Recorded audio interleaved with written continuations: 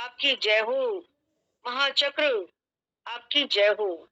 हे वैष्णव प्रधान आपकी जय हो। हे दुष्टों के प्रति भयंकर आपकी जय हो।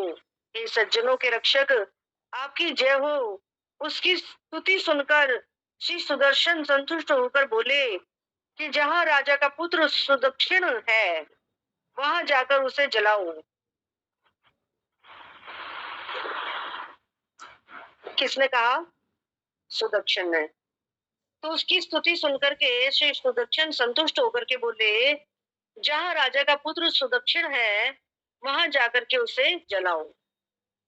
तब वह महाभयंकर पुरुष लौट आया और काशी राज के पुत्र को जलाकर चला गया। श्री अद्वैत फिर बोले, हे प्रभु, आपका उल्लंघन करके उसने शिव जी की पूजा की थी और उसके यज्ञ ने उसी को मार डाला। इसी से प्रभु मैंने यह कहा कि जो आपका उल्लंघन करके मेरी सेवा करेगा उसे मैं जलाकर मारूंगा। हे प्रभु, आप ही मेरे प्राणनाथ हो, आप ही मेरे धन हो, आप ही मेरे माता पिता हो, आप ही मेरे बंधु जन हो। अतएव जो आपकी अवज्ञा करके मुझे नमस्कार करता है वह अपना सिर काटकर फिर चिकित्सा करता है। देखिए तो सत्रजीत राजा ने सूर्यदेव का साक्षात्कार किया और सूर्यदेव ने भी उनकी भक्ति के वश में होकर उनके मित्र बन गए, परंतु आपकी आज्ञा का उल्लंघन किया। उस आज्ञा भंग के दोष से दोनों भाई मारे गए। क्या आज्ञा का भंग किया था उन्होंने? कि ये मणि राजा को दे दो। हाँ, ये तुम्हारे पास नहीं होनी चाहिए, ये राजा के पास होगी, क्योंकि वो जो मणि थी वो जहां पर भी होती थी वहां पर धन धान्य की कमी नहीं रहती थी, तो इसलिए राजा के पास इसकी अत्यंत आवश्यकता है, तो तुम उसे ये दे दो। लेकिन उन्होंने उनकी बात, उनकी आज्ञा का पालन नहीं किया। तो क्या हुआ कि दोनों भाई मारे गए और सूर्यदेव आनंद से देखते ही रहे।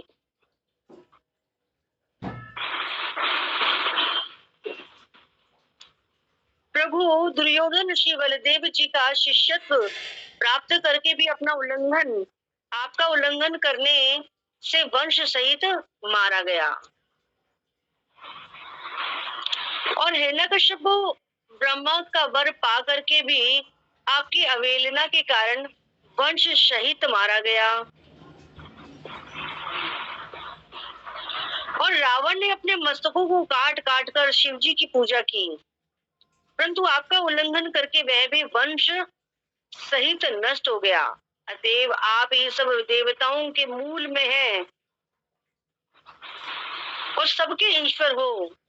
जो कुछ भी दृश्य है वह सब आपके अधीन है। प्रभु की अवहेलना कर जो दासों की भक्ति करता है तो वे दास ही उसकी पूजा खाकर उसे भी खा जाते हैं। आपको ना मानकर जो शिव आदि देवताओं को भजते हैं धर्म के मूल हो, अच्छा, वे वृक्ष के मूल को काटकर पत्तियों की पूजा करते हैं। आप ही देवता, आप ही ब्राह्मण, आप ही यज्ञ धर्म सब आप ही मूल हैं। जो आपको नहीं बचता मैं भी उसका पूज्य नहीं हूँ। अच्छा, मैं भी उसका पूज्य नहीं हूँ। तो ये अद्वैताचार्य ने कहा। महाप्रभु अद्वैताचार्य को कह रहे हैं कि जो तुम्हें नहीं बचेगा वो मेरा भक्त नहीं है। और यहाँ पे अद्वैताचार्य महाप्रभु के बारे में कह रहे हैं। तो श्री अद्वैत के परम तत्व पूर्ण वचनों को सुनकर श्री सच्चिदानंद हुंकार करते हुए बोले, सब लोग मेरी सत्य वचन को मन में लगा करके सुनो। जो मेरे सेवक का उल्लंघन करके मेरी पूजा करता है, अब देखिए महाप्रभु भी वही बात कह रहे हैं फिर से, वे अधम जन मेरे अंग के टुकड़े टुकड़े करता है, उसकी पूजा मेरे शरीर पर अग्नि के समान बढ़ती है। और जो मेरे दास की एक बार भी निंदा करता है वे मेरा कल्पतरु नाम उसका संहार कर देता है। मेरा नाम क्या है? कल्पतरु के समान है, जो चाहो इससे प्राप्त किया जा सकता है। लेकिन अगर कोई मेरे वैष्णवों की अगर निंदा करता है, वैष्णवों को कष्ट पहुंचाता है, तो क्या होता है कि वही मेरा जो कल्पतरु नाम है, सब मनोवांछाओं को पूर्ण करने वाला है, वो उसका संहार कर देगा। और जितने अनंत ब्रह्मांड है वे मेरे सब दास हैं। इसी कारण जो दूसरे की हिंसा करते हैं वे नष्ट हो जाते हैं। और तुम तो मेरे देह से ही भी बड़े हो। तुम्हारी अवहेलना करने से अपने कर्म वश यह निश्चय ही नष्ट हो जाता है। सन्यासी भी यदि कभी निंदा ना करने वाले पुरुष की निंदा करता है, उसने कभी किसी की निंदा नहीं करी है, लेकिन ऐसे पुरुष की कोई निंदा करता है तो उसका अधपतन हो जाता है, उसके सब धर्म नष्ट हो जाते हैं। भगवान उसके लिए कुछ ऐसी योजनाएं बनाते हैं कि वो नष्ट हो जाता है ना। उसको पता ही नहीं चलता कि कब उसके साथ ऐसा क्या हो गया, लेकिन वो भक्ति से गिर गया। तो आप सब आनंदित होकर कृष्ण नाम कहो। आनंदित होकर जो एक बार भी कृष्ण कहेगा, मैं उसका सहज ही उद्धार करूंगा। यह सत्य है, सत्य है। जब यह वचन श्री महाप्रभु बोले तो सब भक्त लोग जय जय ध्वनि कर उठे। श्री अद्वैत श्री प्रभु के दोनों चरणों को पकड़कर रोने लगे और प्रभु श्री अद्वैत को गोद में लेकर रोने लगे। श्री अद्वैत प्रभु के दोनों चरणों को पकड़ करके रोने लगे और प्रभु अद्वैत को गोद में लेकर के रोने लगे। अद्वैताचार्य के प्रेम से सब पृथ्वी अप्लावित सी हो गई। और इस प्रकार श्री अद्वैत की चरित्र कथा बड़ी अचिंत्य है।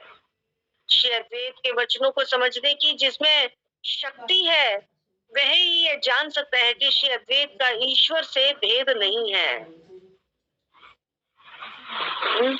इस गुणात्मक रूप में भगवान और भक्त एक हो जाते हैं।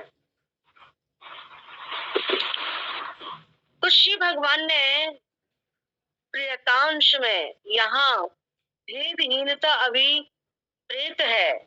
श्री नित्यानंद और श्री अद्वैत में जो परस्पर गाली गलोच होती है, उसे यदि कोई समझ जाए तो वह परम आनंद लाभ करता है। और श्री विष्णु और वैष्णव के वचन और कर्म दुर्विज्ञ होते हैं। उनका मर्म उनकी ही कृपा से कोई समझ सकता है।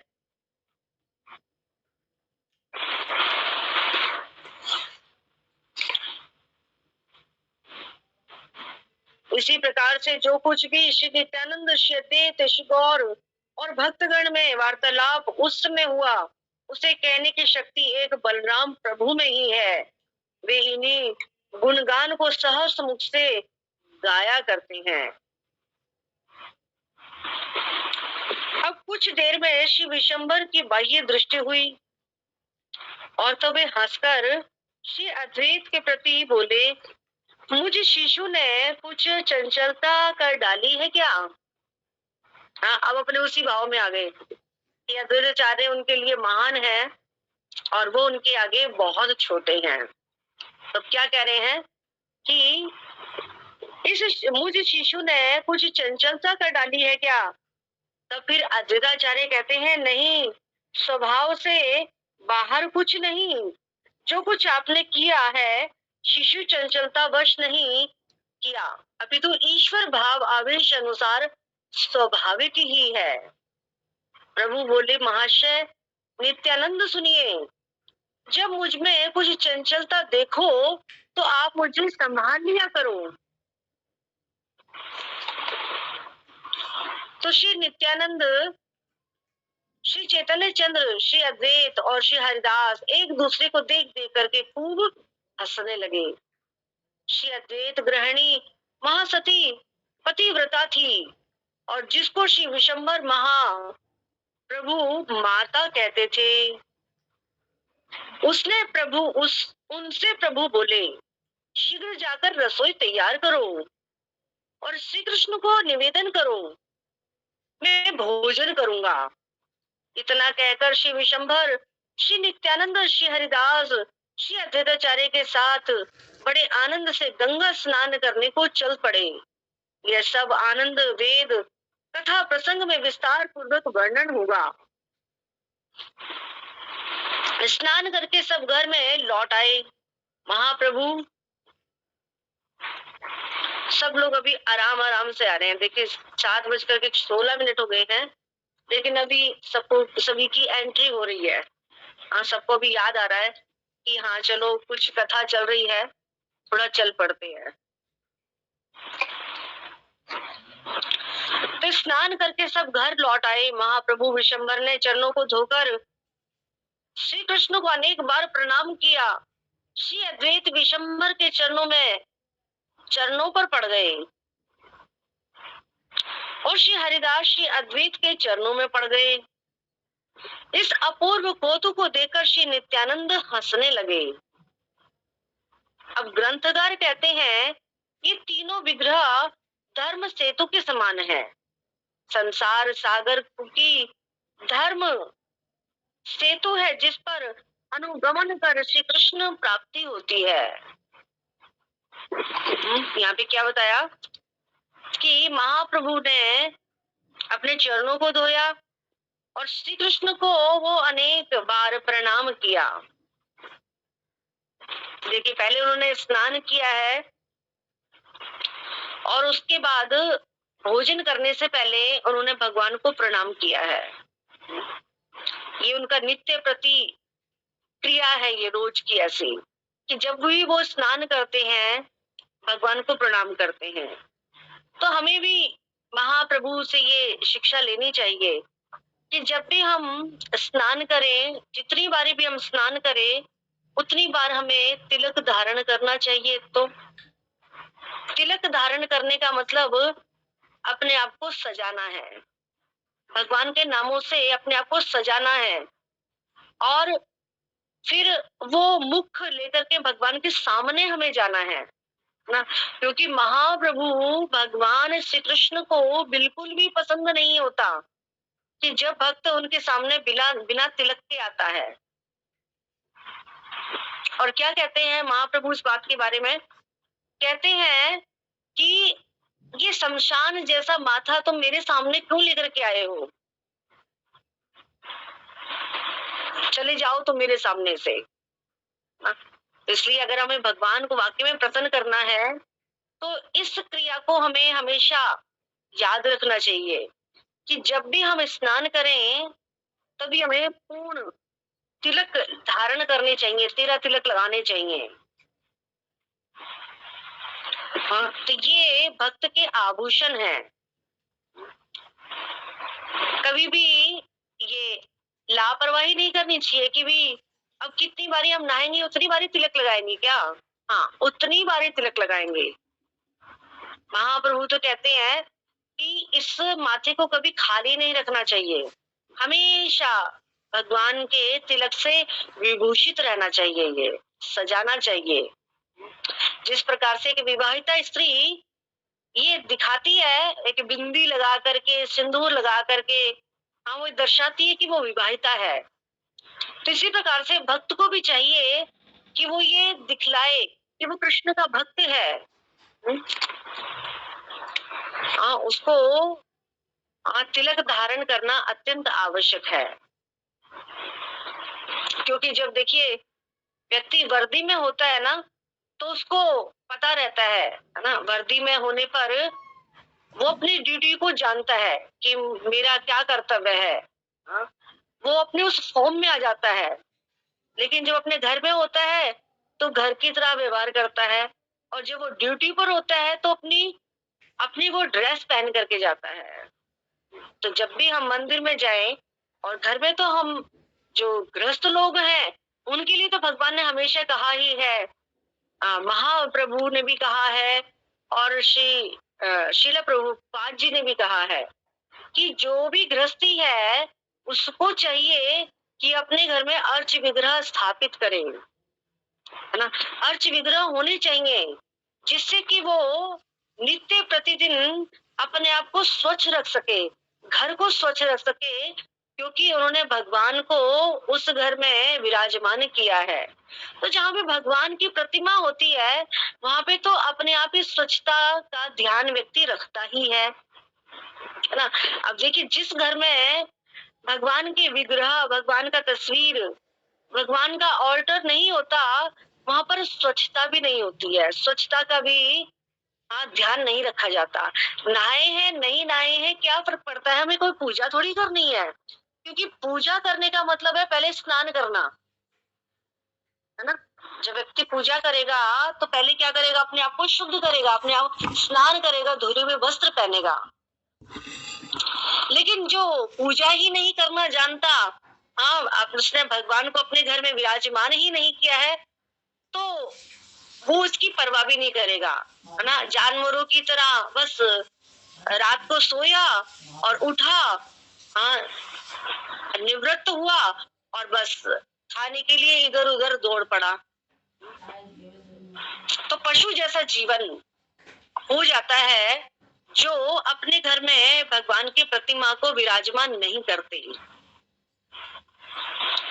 तो वो भी क्या करेंगे, पशु की तरह रात को सो जाएंगे, झूठे मुंह सो जाते हैं लोग, कुल्ला भी करके नहीं सोते हैं, ब्रश भी करके नहीं सोते हैं, और फिर सुबह उठ करके ना नहाना ना धोना ना पूजा ना पाठ कुछ भी नहीं, और बस लगे खाना बनाने अपना बिना नहाए धोए। यहाँ तक कि वैष्णव तो इसका भी पालन करता है, रसोई में प्रवेश नहीं करता, रसोई में भी वो तभी घुसेगा जब वो स्नान कर लेगा। क्यों? क्योंकि वो रसोई किसके लिए बन रही है, ठाकुर जी के लिए बन रही है। और वो रसोई किसकी है, स्वयं राधा रानी की वो रसोई होती है।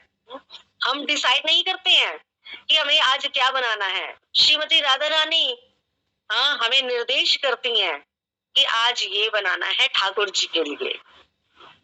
तो भक्त इस प्रकार से अपने आप को भीतर से भी और बाहर से भी शुद्ध करता है। तो महाप्रभु भी हमें यही सिखला रहे हैं, स्नान करने के बाद वो बार बार भगवान को प्रणाम कर रहे हैं। तो देखिए ये क्या है, पूर्ण स्नान, ये पूर्ण स्नान कहा जाता है, इसको पूर्ण स्नान कहा जाता है। हमने स्नान किया, तिलक धारण किया और फिर भगवान को प्रणाम किया, तब हमारा कंप्लीट स्नान इसको कहा जाएगा।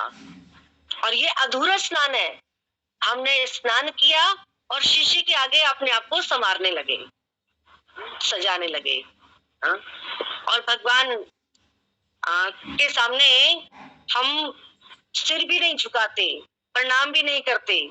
क्यों? क्योंकि घर में कोई प्रतिमा नहीं रखी है, कोई तस्वीर नहीं रखी है, तो फिर कैसे हमारा उद्धार होगा।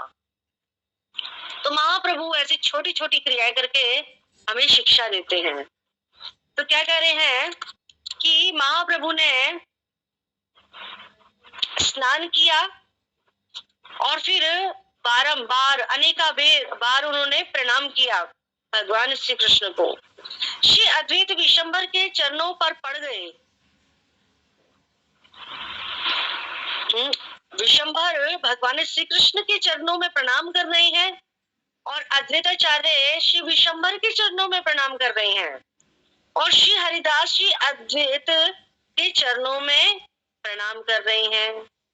इस अपूर्व कौतुक को देखकर श्री नित्यानंद हंसने लगे।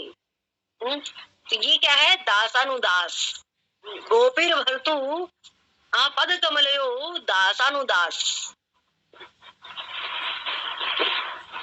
तो ग्रंथकार कहते हैं ये तीनों विग्रह धर्म सेतु के समान हैं। संसार सागर की धर्म सेतु है जिस पर अनुगमन कर श्री कृष्ण प्राप्ति होती है। अनुगमन का मतलब जैसा आचार्य ने कहा है, किया है, निर्देश दिया है, उसका पालन करना। तो महाप्रभु जब श्री कृष्ण को प्रणाम करने के बाद उठे तो अद्वैताचार्य को अपने चरणों पर पड़ा देखा तो हड़बड़ाकर श्री विष्णु कहते हुए झट उठ खड़े हुए। फिर अद्वैत का हाथ पकड़कर श्री नित्यानंद के साथ श्री विशंबर आनंद पूर्वक भोजन ग्रह को चल दिए। ठीक है, यहाँ पे हमारे काफी प्यार हुए हैं, तो यहाँ पे कोई इसको पढ़ सकता है। यहाँ से 178 से पढ़िए माता जी। भागवतम की जय, वैष्णव ठाकुर जी की जय। नाम काशी राजे नंदन, महासमाधि शिव केलाराधान, परम संतोषी शिव बोले मांगवा, आई विचार यज्ञ कर, विष्णु भक्त प्रति यदि कर प्रमाण, तभी शिव भगत लयित परा, शिव कभी शिव ज्ञाय चरय भजे, महाभयंकर तीन कर चरण त्रिशिर उपधार, काल जंग कर बोले वर मां, राजा बोले कर कटोराई महाधार, दुनिया कहला महाशिव मूर्ति, बुझी लेना हर इच्छा नहीं पूती, अनुरोध दिल मात्र द्वार कर पाशे, द्वार कर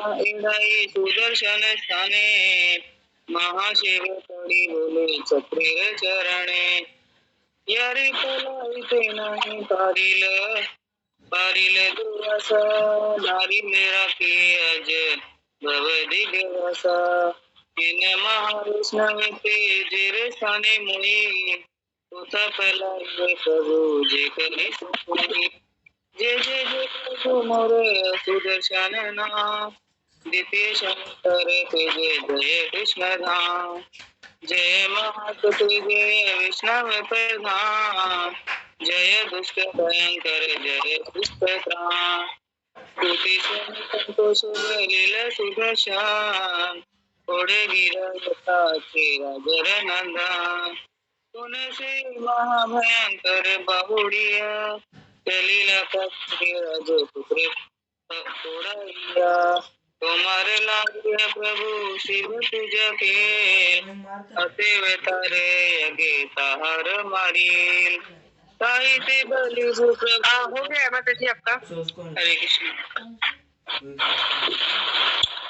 तो अब और हरकेश माता जी मैं हैंडल्स किया हुआ है जी, पढ़िए माता जी। हरे कृष्णा, प्रणाम माता जी। श्री चैतन्य भागवतम की जय, सभी भक्तों की जय। तुम्हारे लधिया प्रभु शिव पूजा केला, अतएव तार यज्ञ ताहारे मरीला, तेहो से बलि लू प्रभु तुम्हारे लधिया, मोरे सेवा करे तारे मोरी मोह पड़िया, तुम्ही मोरे प्राणनाथ तुम्ही मोरे धान, तुम्ही मोरे माता पिता तुम्ही बंधु जान, जे तुम लधिया करे मोरे नमस्कार, से जन कटिया सिर करे प्रतिकार, सूर्य रे साक्षात करे राजा सत्राजीत, भक्ति वसे सूर्य तारे हरिले नमित, लथिया तुम्हारे आज्ञा भंग दुखे, दो ही भाई मारा जाए सूर्य देखे सूखे, बाली देव शिष्य तव पाइया दुर्योधन, तुम्हारे लधिया पाए सब से मरण, हिरनायक सिपुवर पाया ब्रह्म लथिया तुम्हारे गेले सबसे सनहार। सिर चच्छे दे शिव पूजियाओ, दशानन तोमल पाई लेके सवन से मरण। सर्वदेव मूल तुम्हें सभार ईश्वर, दुसिया दुसिय जते सब तोमार किंकर। फिर भूरे लध्यजे दासेर भक्ति करे, पूजा खाई से ही दासे ताहारे सनहारे। तोमा नाम मानिया जे शिव आदि देव भजे, वृक्ष मूल काटी जेने पल बेरे पूजे।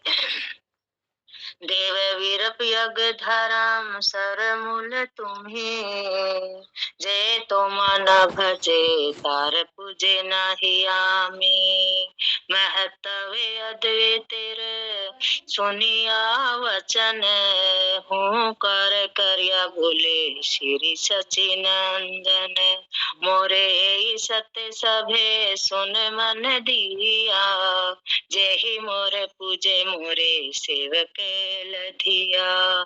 से अधम जाने मोरे खंड खंड कर। हरे कृष्ण। 105 पे पूरा हो गया था आपका। जी माता जी, हरे कृष्ण। 106 से कौन पढ़ेगा? 222 तक।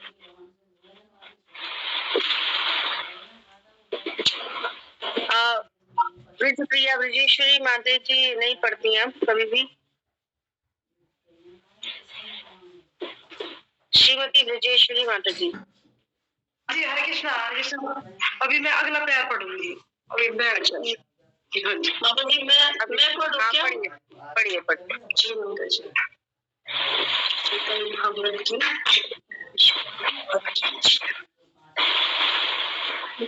तत्पद भीतर सुनिया वचन, कर करिया बोले श्री सचिनंदन। मोरे संत सबे सुन मन दिया, जे मोर पूज मोरे सेवक लगिया। सिर धम जने मोरे खंड खंड कारे, कर पूजा मोर गाई अगनी न पड़े। जे मोर दासेर सुखत दिंद करे, मोर नाम कल्प तरु ताहारे संघारे। अनंत ब्रह्मांड जत सब मोर दास, इत के जे परहिम से जाय नाश। तुमित अमर निज देते बड़, तुम्हारे लखिया सहाय तड़। सन्यासियों यदिया अनिंदक निंद करे, आग पति जाय सर्व धर्म गुचे तारे। बहु ही जगत तेरे बोले गोर धाम, अनिंदक खाई सभी कृष्ण नाम। अनिंदक हाई जे सुखत कृष्ण बोले, सत्य सत्य मुनि तारे हरि मोह खेले। यदि महाप्रभु बलि लवचाना, जय जय जय बोले सर्व भक्तगण। अद्वैत कंधे दुई चरणे धरिया, प्रभु कंधे अद्वैत तेरे कालिते करिया। अद्वैत तेरे प्रेमे भासे सकल में दीनी, ए मत महासिंह चिंतन अद्वैत कहानी। अद्वैत तेरे वाकये जीवर शक्ति जारा, जानी ईश्वर सन्निध नहीं तारा। नित्यानंद अद्वैत जीवन बलि बाजे, से परमानंद यति जाने बूझे। के विष्णु वैष्णवेर बाकाय कर्मा, तन अनुग्रह से जाहि तन मर्म। ए मत जत यार हाइल कथान, नित्यानंद अद्वैत प्रभु आर जत गौण। इह कही वार शक्ति प्रभु बलराम सहस्र बदने वही यही गुण ग्राम। हरे कृष्णा माता जी। ठीक है, धन्यवाद। ठीक है माता जी, आप पढ़ लीजिए 223 से 235। सर्वोत्तम का चरण वंदन चैतन्य चरितमृत चैतन्य भागवत की 223 से जी 223। हाँ जी, हाँ जी, 223। क्षण के ये बाह्य दृष्टि दिया विषंभार व्यक्त प्रति बोले उतार किछु चंचल मुनि करी आचो शिशु अद्वैत बोले उपाधिक न है किछु। प्रभु बोले सुनी नित्यानंद महाशय रक्षी वाचल यदि मोर किछु है। नित्यानंद चैतन्य अद्वैत हरिदास परस्पर संभे सभा चाहि महाहास। अद्वैत ग्रहणी महासती प्रतिव्रता विशंबर महाप्रभु जोरे बो विशंबर महाप्रभु जारे बोले माता। प्रभु बोले सिद्ध गिया कर हरंधन कृष्ण वैद्य कर करिवे भोजन। नित्यानंद हरिदास अद्वैतादि संगे गंगा स्नान शंभर चलिले न रंगे। से सब आनंद वेदे वर्णिव विस्तर स्नान करी प्रभु सब आइले न घर। चरण खाली महाप्रभु विशंभर कृष्ण रे करे दंड प्रणाम विस्तार। अद्वैत पढ़िला विशंभर पद तले हरिदास पढ़िला अद्वैत पद मूले। अपूर्व कौतुक देखी नित्यानंद हासे धर्म से तू हिन विजय प्रकाशे। उठी देखे ठाकुर अद्वैत पद तले आते बैठे उठी प्रभु विष्णु विष्णु बोले। अद्वैत हाथे धरी नित्यानंद संगे चलीला भोजन गृहे विशंभर रंगे। भोजन वसीला तीन प्रभु एक ठाई विशंभर नित्यानंद आचार्य ठाई। स्वभाव चंचल तीन प्रभु निजावेशे उपाधिक नित्यानंद प्रभु बालरसे। द्वारे वसी भोजन करे हरिदास जार देखी पार शक्ति सकल प्रकाश। अद्वैत ग्रहणी महा सती योगेश्वरी करे परिभूषण समरणी हरि हरि। भोजन करे न तीनों ठाकुर चंचल दिव्य अनृत दूध पायस सकल।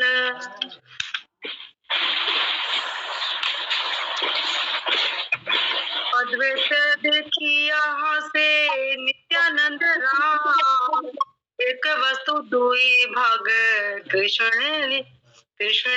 लीला।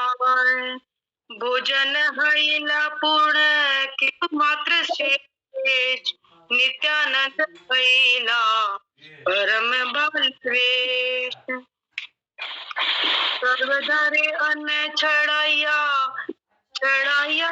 हाथ प्रभु बोले हाय हासे हरिदास।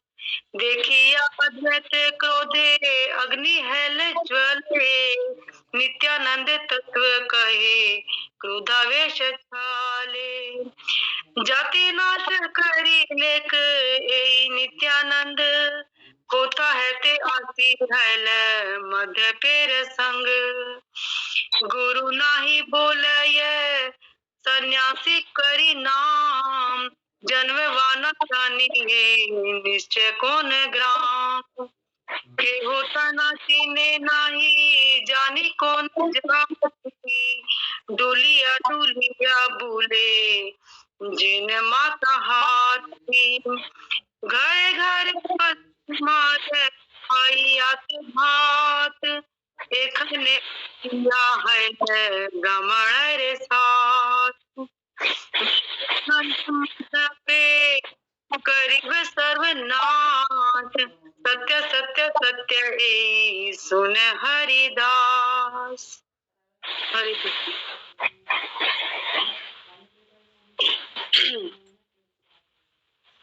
तो आपने ये इसको यहाँ तक क्या है 249 तक। हाँ जी। और आगे ना मतलब एक आपने एक्स्ट्रा ही लिया है, ठीक है कोई बात नहीं। अच्छा 49 कहाँ तक कर रहा? 49 तक ही यही अच्छा पहले हो गया था। हाँ 235 तक हमने पढ़ा था खाली। अच्छा तो आपने एक एक्स्ट्रा पढ़ा है, कोई बात नहीं। अच्छा हाँ तो तीनों प्रभु श्री विशंभर, श्री नित्यानंद और श्री अद्वैत आचार्य भोजन करने के लिए वो बैठ गए और अपने समझ में आता है। पढ़ते हुए समझ में आता है, जैसे हम ये प्यार पढ़ते हैं ना। मुझे लग रहा था कि हमने सुना तो है नहीं, जो मैं पढ़ रही हूँ मुझे लग रहा था। असल में आज मैं नीचे थी, तबीयत खराब थोड़ी सी, उनको कुछ हुई थी तो फिर मैंने किताब नहीं खोली थी। अच्छा थोड़ी माता हरे कृष्ण।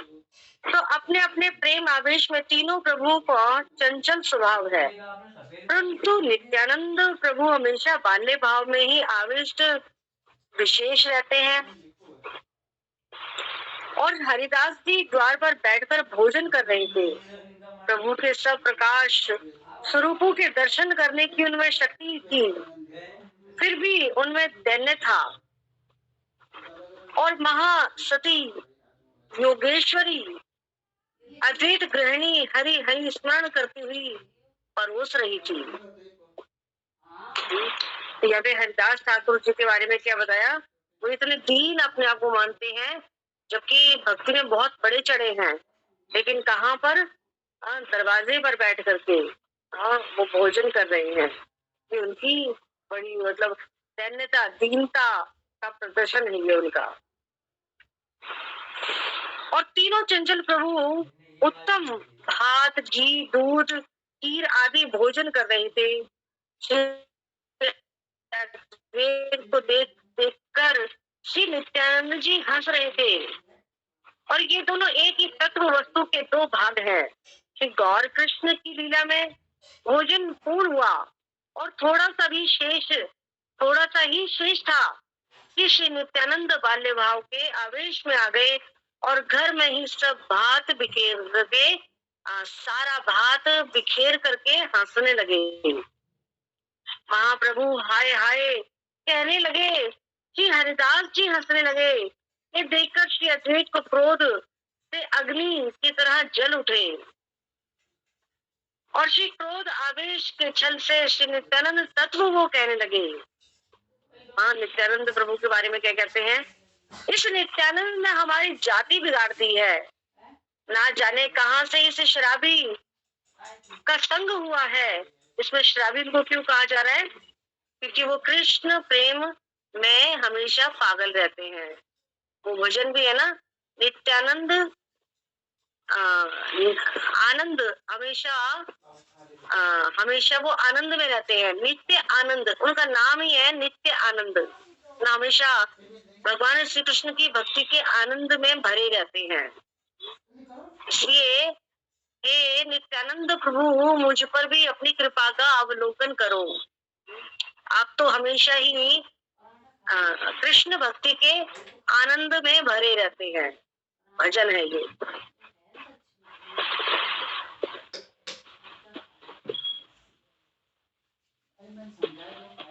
और ना कोई इसका कोई गुरु है, स्वयं जगत गुरु है ये। और अपने को सन्यासी कहता है जन्म में भी ना जाने किस गांव का है, कुछ पता नहीं, कोई इसे पहचानता भी नहीं है, ना जाने इसकी कौन सी जाति है। मतवाले हाथी की तरह झूमता झामता फिरता है। इसके पश्चिम देश वासियों के घर घर में भात खाया है। इसने पश्चिम देश के वासियों के घर घर में भात खाया है। यहाँ आकर अब ब्राह्मणों में मिल गया है। हरिदास, ये कृष्ण रस मतवाला नित्यानंद सर्वनाश करेगा, यह सत्य बात है। मतलब सबकी जाति को बिगाड़ेगा ये। तो क्रोध के आवेश में श्री अद्वैत दिगंबर हो गए और हाथों से ताली बजा बजा करके वो नाच करके हाका मार करके हंसने लगे। श्री अद्वैत के चरित्र को देखकर श्री गौर सुंदर हंसने लगे और श्री नित्यानंद जी हंसते हुए दोनों हाथों के अंगूठे दिखाने लगे, उनका मजाक उड़ाने लगे। श्री अद्वैत का क्रोध आवेश शुद्ध हास्य में था। इसी से क्या बूढ़े क्या बालक सब खूब हंस पड़े थे। थोड़ी देर में उनको वही ज्ञान हुआ। उन्होंने आचमन किया और दोनों प्रभु प्रसन्न होकर के परस्पर मिले। प्रेम रस में विशेष कौतुक कि दोनों प्रभु श्री नित्यानंद और श्री अद्वैत परस्पर आलिंगन करने लगे। ये दोनों श्री गौर विग्रह की दो भुजाएं हैं, इसकी महाप्रभु की, और इनमें परस्पर प्रीति को छोड़कर कभी अप्रीति नहीं होती। अतएव जो इनमें प्रेम कलह देखा जाता है वह श्री कृष्ण की लीला है और विष्णु और वैष्णवों के खेल बालकों के समान होते हैं। इस प्रकार महाप्रभु श्री अद्वैत के भवन में अपने भाव को आनंद पूर्वक हरि कीर्तन में विहार करते थे और इस विहार को वर्णन करने की शक्ति प्रभु श्री बलराम में ही है और कोई इन सब गुणगान को नहीं जानता। हाँ, श्री बलराम जी की कृपा से सरस्वती जी जानती हैं और वही भगवती सबकी जीभा द्वारा गान करती है। मैं भी उन सब चरित्रों का क्रम नहीं जानता। मैं तो जैसे तैसे श्री कृष्ण के का गान कर रहा हूँ। श्री चैतन्य के प्रिय जनों के चरणों में मेरा नमस्कार है। इसमें जो मेरा अपराध हो उसे क्षमा करें। श्री अद्वैताचार्य के घर कुछ दिन बिताकर महाप्रभु नित्यानंद, श्री अद्वैत, तीसरे श्री हरिदास, इन तीनों को साथ लेकर अपने भवन नवद्वीप में लौट आए।